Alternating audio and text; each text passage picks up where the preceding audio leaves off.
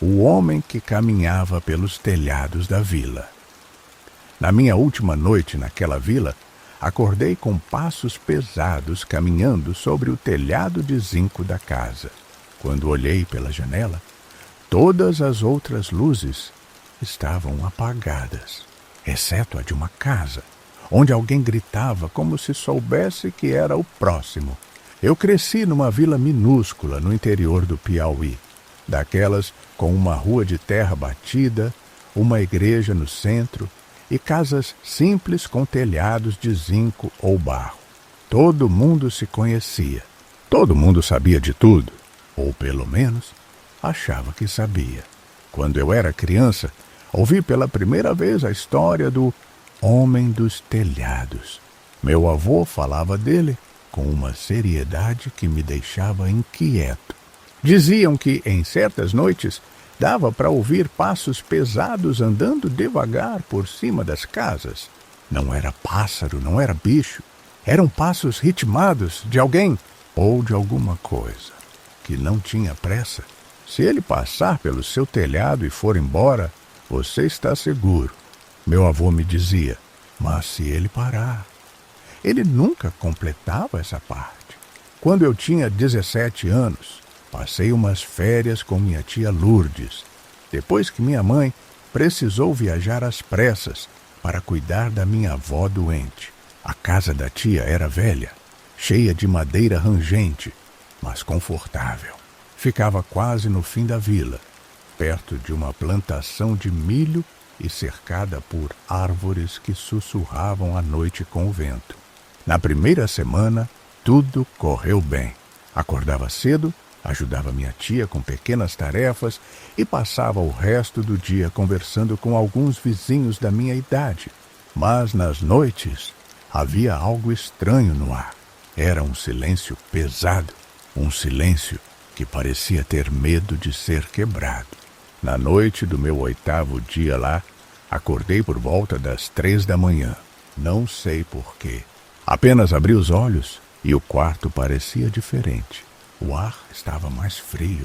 Senti um arrepio na espinha, como se tivesse alguém me observando. E então eu ouvi tum, tum, tum, passos. Passos pesados, lentos, arrastados, vindo do telhado, congelado. Fiquei deitado, os olhos fixos no teto, como se pudesse ver através dele. As pegadas se moviam lentas do lado esquerdo da casa até o direito e depois pararam, bem acima do meu quarto. Fiquei assim segurando a respiração por talvez 1 minuto e então os passos continuaram e sumiram. No dia seguinte, comentei por alto com minha tia, esperando que ela risse ou dissesse que era só o vento. Mas ela parou de cortar o pão e olhou para mim de um jeito estranho. Você ouviu também? Ela perguntou. Também? Eu disse, já sentindo um nó no estômago. Ela contou que, quando era jovem, o pai dela, meu avô, a fazia ficar acordada em noites de lua nova, não para ver o homem, mas para não ser pega de surpresa caso ele aparecesse. Algumas pessoas acham que é lenda, ela disse, mas nas casas onde ele para, alguém morre no dia seguinte. Fiquei em silêncio. Achei que era só superstição. Gente do interior sempre tem essas histórias e geralmente não passam disso. Mas na manhã seguinte, soubemos que o Sr. Amaro, um viúvo que morava sozinho 2 casas depois da nossa, tinha sido encontrado morto, caído ao lado da cama, sem sinal de violência, sem motivo aparente. Na noite seguinte, me recusei a dormir. Fiquei sentado na cadeira perto da janela, olhando para o céu encoberto, sem estrelas, sem lua. Por volta das 3h, ouvi de novo. Tum, tum! Mas dessa vez, vinham de outra direção. Abri a cortina com cuidado, olhando na direção do telhado da casa vizinha, e vi algo. Era uma sombra, alta, magra, de postura encurvada.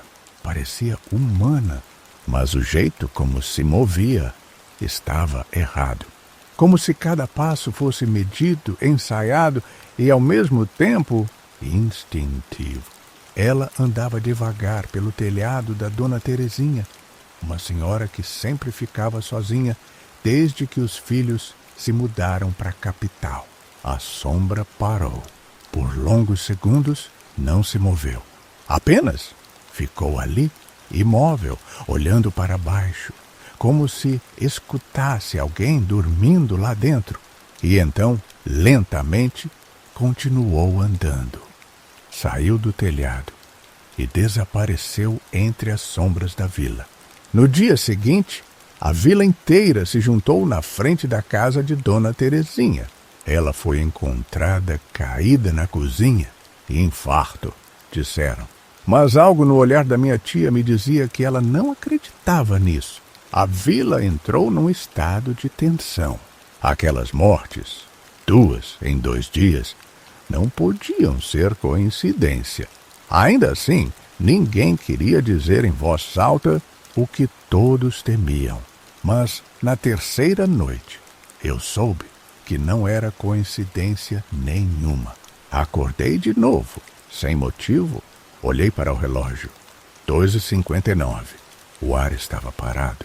Nenhum som, nem vento, nem insetos, nem galos ao longe. Um silêncio tão profundo que fazia o próprio coração parecer barulhento. E então, os passos começaram. Tum, tum, mas não vinham do telhado da vizinha. Vinham do nosso telhado. Eu prendi a respiração. Rezei em silêncio. Os passos vinham direto acima do meu quarto e pararam. Não se moveram por quase 1 minuto. Só o peso daquilo, firme, parado, esmagando o telhado. E então, pela primeira vez, ouvi outro som. Respiração.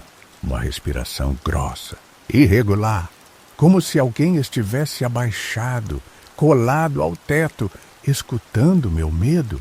Lentamente virei o rosto para a janela. E então vi algo se mexer. Não no telhado, no vidro da janela. Era um reflexo. Alguém ou algo estava ali, do lado de fora, de pé, alto demais para ser uma pessoa normal. O rosto estava coberto por algo, como um véu escuro, mas mesmo assim eu sabia que aquilo me olhava. Pisquei e ele sumiu. Na manhã seguinte, fui embora, sem explicações, sem café. Disse à minha tia que precisava voltar para casa, que minha mãe precisava de mim. Ela não insistiu, apenas me abraçou e sussurrou. Ele passou, mas não parou. Você teve sorte. Até hoje, toda vez que ouço algum barulho estranho no teto, meu corpo congela. Eu moro na cidade agora, num prédio alto, sem telhado. Mas às vezes, nas noites mais silenciosas, me pego olhando para o teto, esperando ouvir aquele som de novo. A voz que imitava minha avó na roça. Naquela madrugada, escutei minha avó me chamando do milharal. O problema é que ela estava dormindo no quarto ao lado, e quando fui verificar, ela ainda estava lá, mas com os olhos bem abertos, olhando fixamente para a janela. Eu sempre gostei de passar as férias escolares na roça da minha avó, no interior de Minas Gerais. A casa dela era simples, de madeira antiga, com paredes que rangiam e uma varanda que dava para um milharal extenso, que se perdia na escuridão quando a noite caía. Ali, o tempo parecia parar. Sem internet, sem vizinhos por perto. Apenas o barulho do vento passando entre os milhos e os grilos cantando ao longe. Sempre me senti seguro naquela casa. Até aquele verão. Era o fim de janeiro. Meus pais tinham viajado por conta do trabalho. Então fui sozinho passar 2 semanas com minha avó. Ela era uma mulher forte, do tipo que acordava às 5 da manhã para fazer café e cuidar da horta. Mas, nos últimos tempos, vinha dormindo mais cedo e se queixando de um cansaço estranho. Na terceira noite, algo me acordou. Era uma voz. Hannah? Baixa, arrastada, como se alguém estivesse tentando me chamar sem fazer barulho demais. No começo, achei que era sonho, mas então ouvi de novo. Hannah, vem cá, minha filha. Era a voz da minha avó. Levantei da cama, meio grogue, e olhei pela porta do quarto. A casa estava escura, exceto pela luz fraca que entrava da lua cheia lá fora. A voz vinha da janela, que dava direto para o milharal. Me aproximei lentamente. Quando abri a cortina, não vi nada. Só o movimento suave das folhas de milho, balançando com o vento. Vó? Chamei sussurrando, e então ouvi de novo. Aqui, minha filha, vem com a vovó. Mas dessa vez a voz estava errada. Era parecida, sim, mas havia algo estranho na entonação, como se alguém estivesse imitando minha avó, tentando copiar cada sílaba e errando por pouco. Era como ouvir um papagaio tentando falar com emoção. Dei um passo para trás, o coração acelerando. Voltei correndo para o quarto da minha avó e entrei sem bater. Ela estava deitada, coberta até o pescoço, virada para a janela. Pensei em acordá-la, mas então vi que seus olhos estavam abertos, bem abertos e fixos. Vó? Sussurrei. Ela não respondeu, só continuou olhando para a janela, com uma expressão estranha, sem piscar. Toquei no ombro dela. Ela piscou finalmente e virou lentamente o rosto para mim. Parecia confusa, como se tivesse saído de um transe. O que foi, minha filha? Disse com a voz normal. Sonolenta? Cansada. Você estava me chamando agora há pouco? Lá fora? Ela franziu a testa, como se não entendesse a pergunta. Eu estou aqui esse tempo todo dormindo. Por quê? Eu não soube o que dizer. Inventei alguma desculpa e voltei para o meu quarto, mas deixei a porta aberta. Fiquei acordada até o sol nascer, o corpo inteiro em alerta. No dia seguinte, não falei nada. Quis acreditar que era só um sonho, ou minha imaginação pregando peças. Mas comecei a reparar em pequenas coisas. Minha avó estava mais quieta, mais distraída. Às vezes, ficava parada olhando para o milharal pela varanda, como se esperasse ver alguém saindo de lá. Na noite seguinte, deixei a janela fechada e as cortinas puxadas, mas ainda assim, por volta das 3 da manhã, ouvi. Ana, vem aqui, minha netinha. Dessa vez, a voz não vinha da janela, vinha da porta dos fundos da casa. Fiquei paralisada. A voz continuou doce, melosa, mas falsa, como se algo vestisse a voz da minha avó como uma máscara. Levantei da cama devagar e no corredor percebi que a luz da cozinha estava acesa. Me aproximei em silêncio, o coração batendo alto. Minha avó estava lá, em pé, de costas para mim, parada diante da porta dos fundos, que estava escancarada. O milharal além parecia mais escuro do que o normal. Vó? Ela não respondeu. Cheguei mais perto. Foi aí que notei. Ela estava tremendo, os braços ao lado do corpo, mãos fechadas em punhos, como se estivesse lutando para não fazer algo. Ele está me chamando? Ela sussurrou. Mas ele não é da nossa família? Minha pele arrepiou inteira. Quem, vó? Ela virou devagar, com os olhos vermelhos de choro. Ele vem toda noite agora, usando a minha voz. Disse que quer levar você para conhecer a mãe dele. Fechei a porta com força e travei com o cadeado. Levei minha avó de volta para o quarto e ficamos juntas ali, acordadas até o amanhecer. No dia seguinte, ela me contou que aquilo começou semanas antes, sempre no mesmo horário. Primeiro eram cochichos, depois a voz dela. E agora ela dizia que, se olhasse tempo demais, conseguia ver uma silhueta entre os milhos, parada, esperando. Pedi para ligar para os meus pais, para me buscar, mas não tinha sinal. E a cidade mais próxima ficava a quase 1 hora de carro.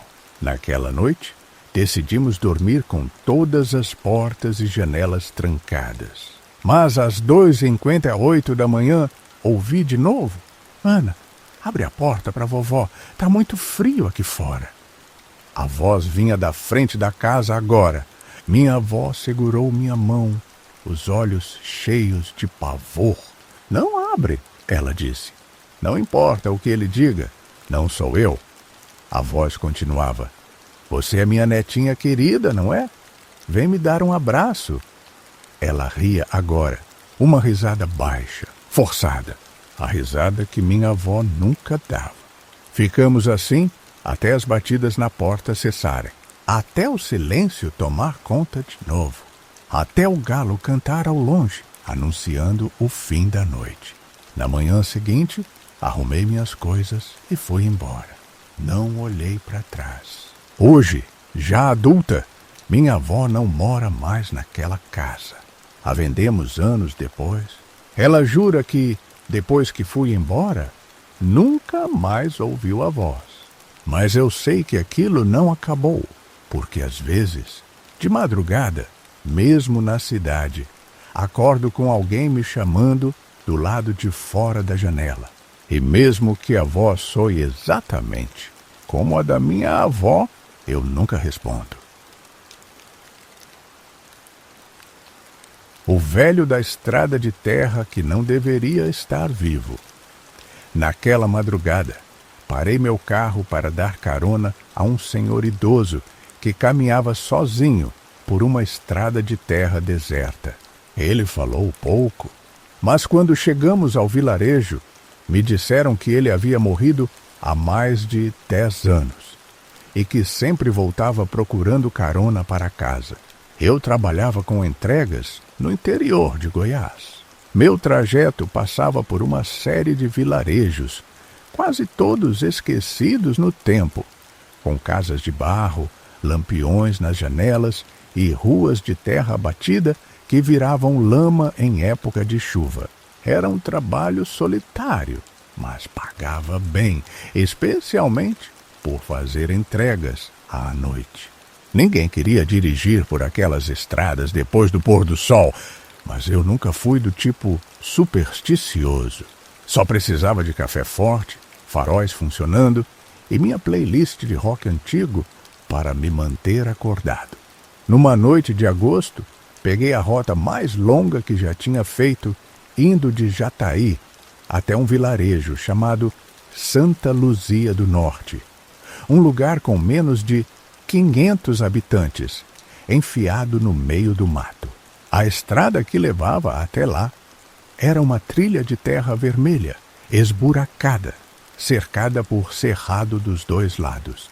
Não passava ninguém por ali depois das 9 da noite, e era exatamente esse o horário em que eu estava cruzando a região.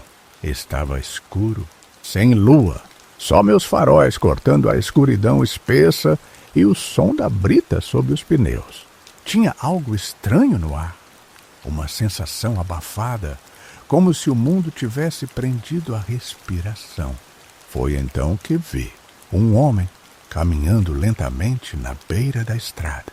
Ele usava um paletó velho, desbotado, e um chapéu de aba larga.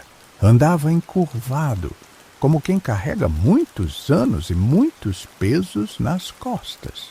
O rosto estava parcialmente coberto pela sombra do chapéu, mas parecia ter uns 80 anos. Diminuí a velocidade e abri o vidro. "O senhor está bem?" perguntei. Ele parou, me olhou por um segundo e assentiu devagar com a cabeça. "Tô indo para Santa Luzia?" Minha casa fica logo depois da igrejinha.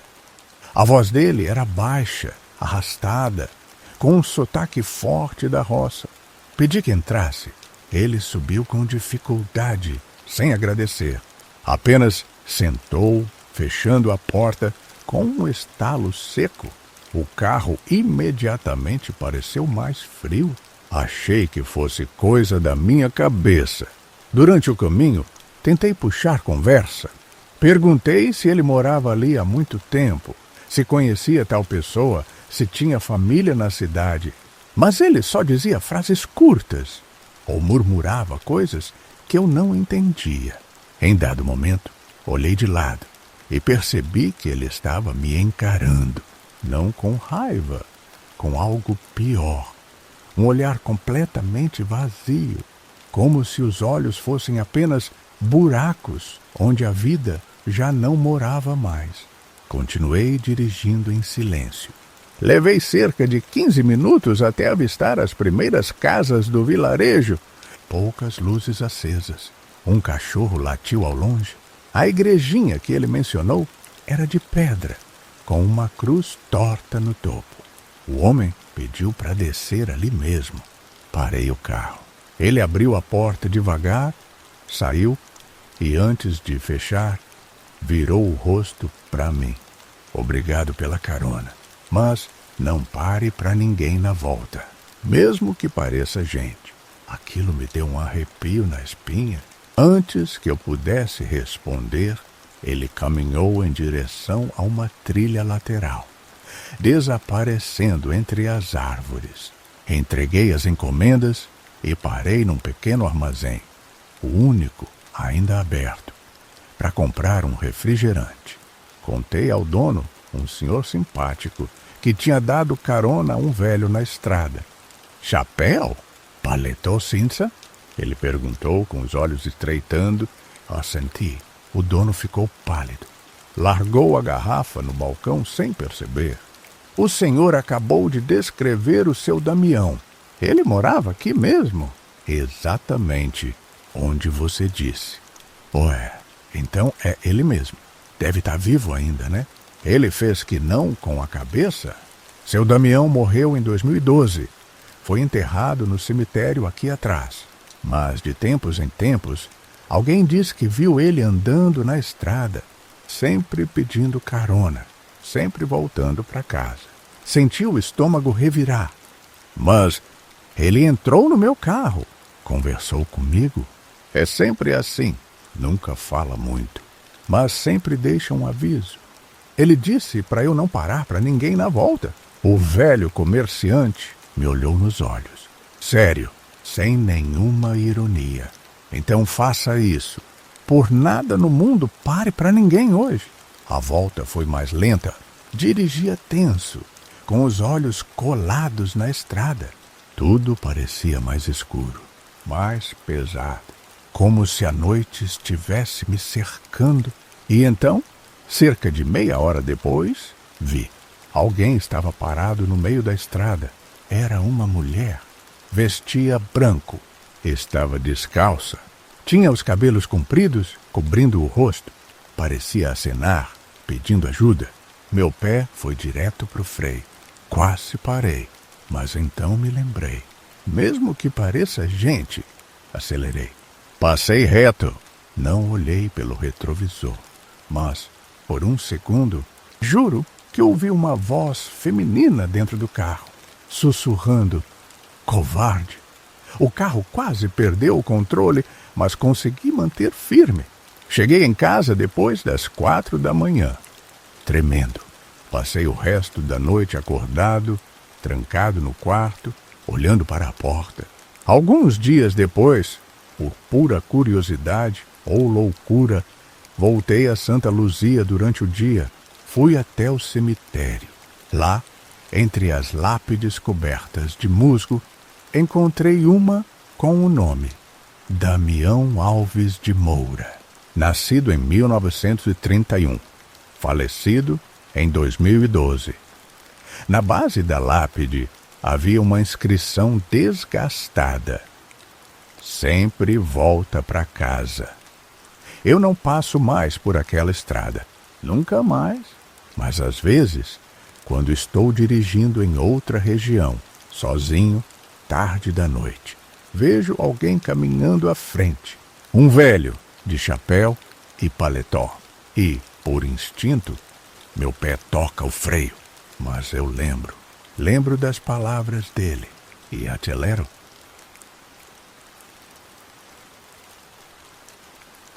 A criatura que batia na minha janela, toda madrugada, toda noite, às 3h17 da manhã, algo batia na minha janela com dedos longos demais para serem humanos. E toda noite, aquilo esperava que eu olhasse. Eu nunca quis morar no interior. Minha mãe herdou uma pequena casa de uma tia distante que havia falecido. E com o custo de vida na cidade ficando impossível, ela decidiu que seria nossa chance de recomeçar.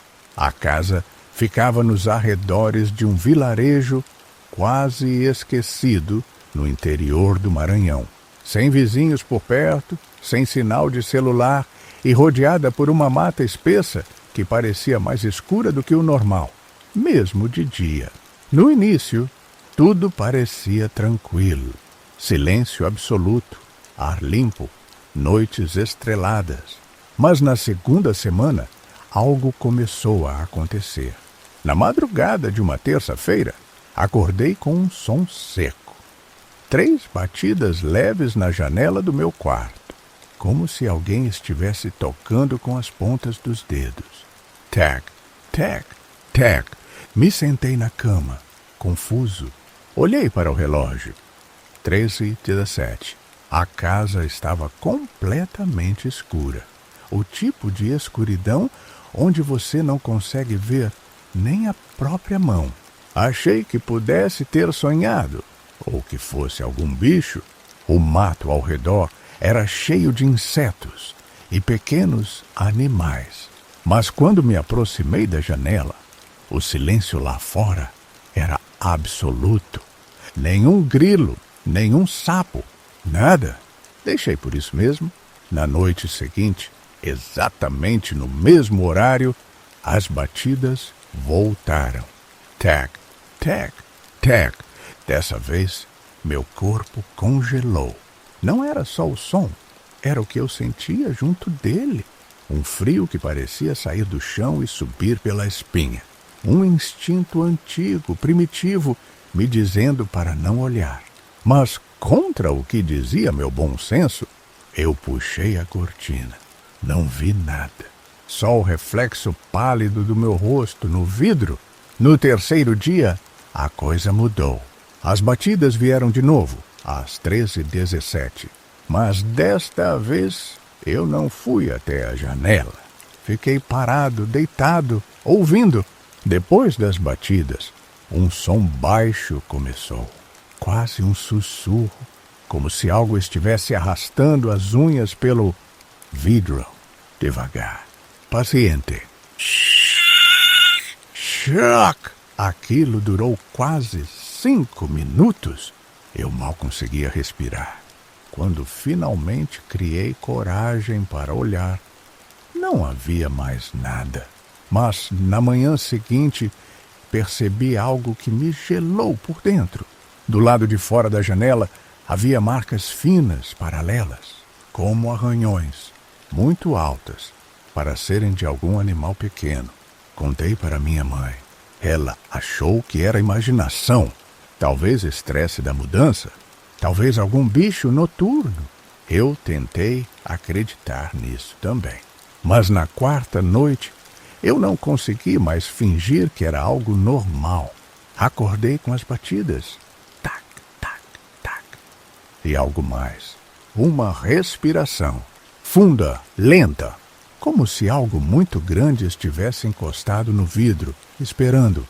Dessa vez, eu não olhei. Eu só fiquei ali, suando frio, com o cobertor até o queixo, fingindo que não ouvia. No dia seguinte, fui até o quarto da minha mãe e pedi para dormir lá. Ela riu, achando que eu estava brincando, mas deixou. E naquela noite não houve batidas. Foi a primeira noite tranquila, em quase uma semana. Mas quando voltei para o meu quarto na noite seguinte, elas recomeçaram. Mesmo horário, mesmo padrão. Como se aquilo soubesse que eu tinha voltado, minha mãe começou a perceber que algo estava errado. Eu estava pálido, insones, me recusando a ficar sozinho à noite. Um dia, ela decidiu provar que era tudo coisa da minha cabeça. Colocou uma cadeira do lado de fora, de frente para minha janela, e disse que ia ficar lá até de madrugada. Se esse bicho aparecer, ela disse, vou ver com meus próprios olhos. Ela ficou lá por quase 2 horas. Nada aconteceu. Ela zombou da situação. Entrou e foi dormir.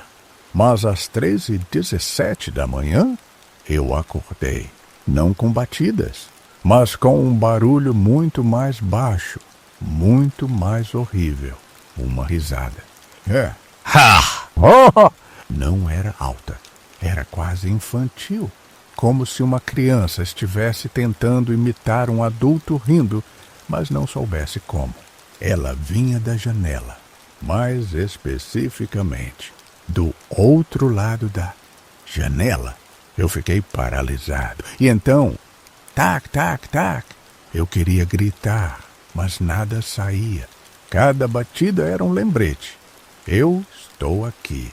Eu sei que você está aí dentro. Eu sei que você me ouve. No dia seguinte, minha mãe me olhou com olhos preocupados. Ela não ouviu nada.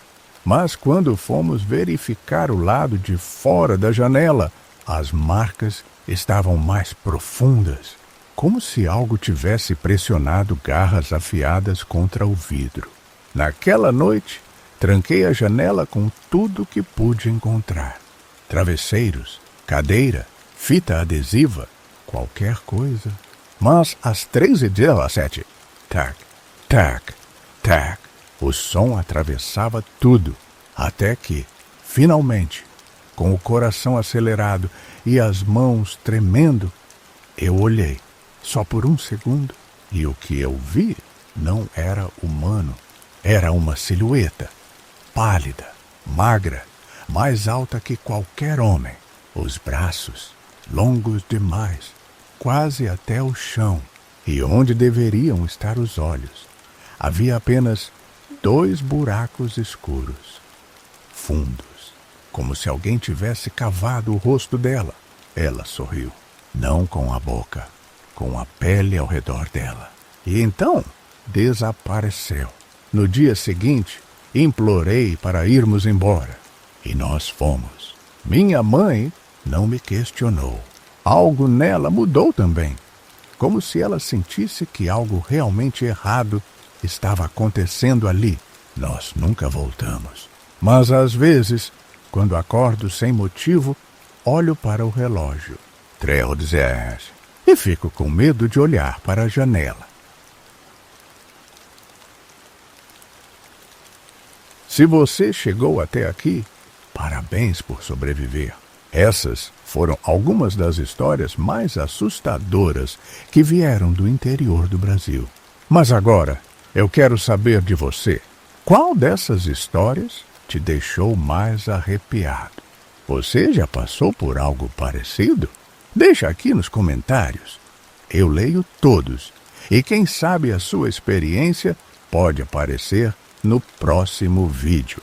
Se curtiu, não esquece de deixar o like, se inscrever no canal e ativar o sininho, porque aqui o terror é real e ele só está começando. Até a próxima e cuidado por onde anda.